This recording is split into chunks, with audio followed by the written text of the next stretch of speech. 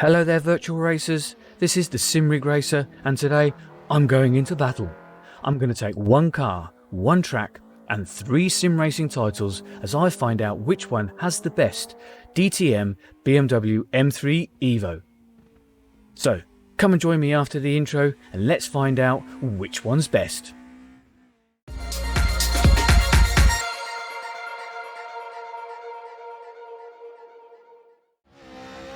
So here we are in Assetto Corsa in the Group A BMW M3 as we go for a quick lap around the Nürburgring.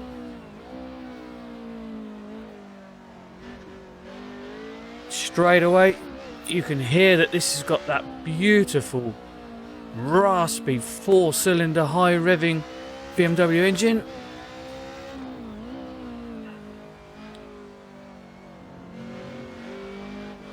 Absolutely looks pixel perfect as well, both inside and out, with brilliant hand and arm animations. But how does it feel? That's the important test to find out which of these BMWs are the best. And with my Accuforce direct drive wheel, I have to say that Assetto Corsa's force feedback is still as good as ever. Beautiful, solid, communicative. You get that feel of weight transfer, that sense of weight. You can feel the car planted onto the track. Now this car is a H pattern box, no traction control, but it does have ABS in its DTM specification. Means that you can really hammer it into the corners, slide the rear end, drive it off the throttle. This is a fantastic car to drive, and this is a fantastic virtual representation of that car. The Kunos team should be proud of themselves. Sector 3 and Riesa, I think they've got to they've got some work to do to see whether we can topple this this car and this sim. Right, that's one lap of the Nürburgring in the Assetto Corsa BMW. Next up is Automobilista 2.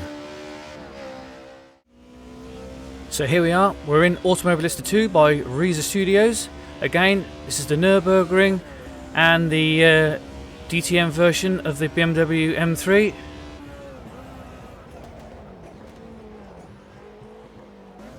And let's start off with the sounds.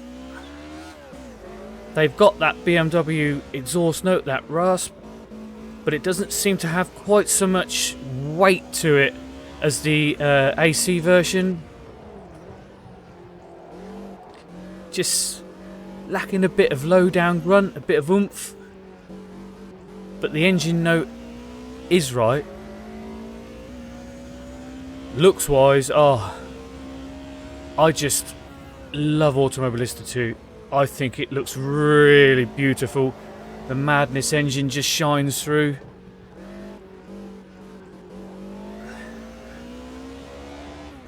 I think it's got the edge on most sim racing titles, if I'm being honest, especially in VR.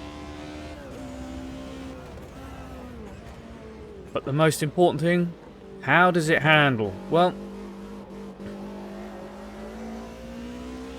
it doesn't seem as accurate on the braking as the AC version. Just feels a little flat.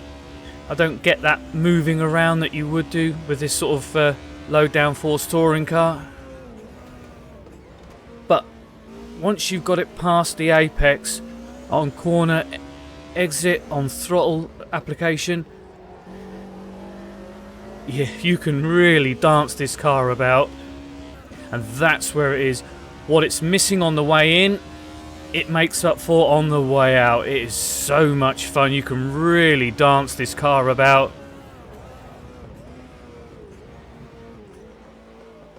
Clip them curbs. Oh. Brilliant, brilliant, brilliant. Just love the way that you can feel the soft suspension. The force feedback is absolutely spot on. The weight of the car, the weight of the wheel. They've done a smashing job on this one. Right, third and final sim, Raceroom is up next. So here we are, third and final sim, Raceroom by Sector 3 Studios, and their 1992 DTM BMW M3. And let's see what we think of this one. Well, as we all know, Raceroom is the king of the sounds, and this one does not let you down. And it's not so much the engine sounds, but it's the ambient sounds around it, the barbling through the exhaust, the pop backs under gear change, and snap throttle lift off. And if you do collect a little bit of gravel, you get the old rattling underneath as the gravel gets flicked off the tyres. Out of the 3 titles I've tested, graphically this is the weaker, but it's by no means ugly.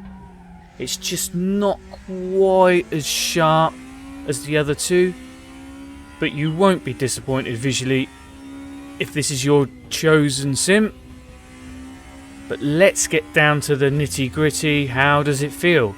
Well, we've got the new force feedback system in place for this sim racing title, and this is one of the few cars that I am struggling to gel with. I've had to crank the per car force feed multiplier right up about twice as much as any other car to get the true weight transfer, the mass, the weight of the car translated through the wheel. But once you do get it dialed in, the force feedback does come alive. But I just don't feel that this car is one of their stronger ones now, since they've upgraded the others. And I'm just not getting that pure sense of adrenaline from pushing this car as I did with the other 2. But I'm going to save the final verdict for my judgment that's coming up next. Okay, that's it. The battle is over. Now time to decide the winner. As always, all 3 sim titles were very close, with each having their own pros and cons, but ultimately there can only be one victor.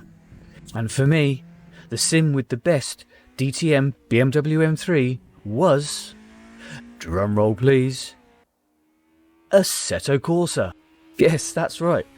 The granddaddy of sim racing titles can still hold its own, and I found that with a combination of the force feedback, the sound, and just the general feeling of the car, it was for me the winner. But please don't worry, it doesn't matter which sim racing title is your favourite, which one you happen to own, you'll have fun no matter which one you try. But ultimately, for me, the best version is the Assetto Corsa version. Thanks for watching. Hope you enjoyed my quick one lap battle. Let me know in the comments, do you agree? Do you think I've got it right? Which one's your favourite? Is there another sim racing title that has the BMW M3 that you prefer? As always, let me know in the comments, and share, sub, like, all the YouTubery things, that would be great as well. And I'll see you in the next one.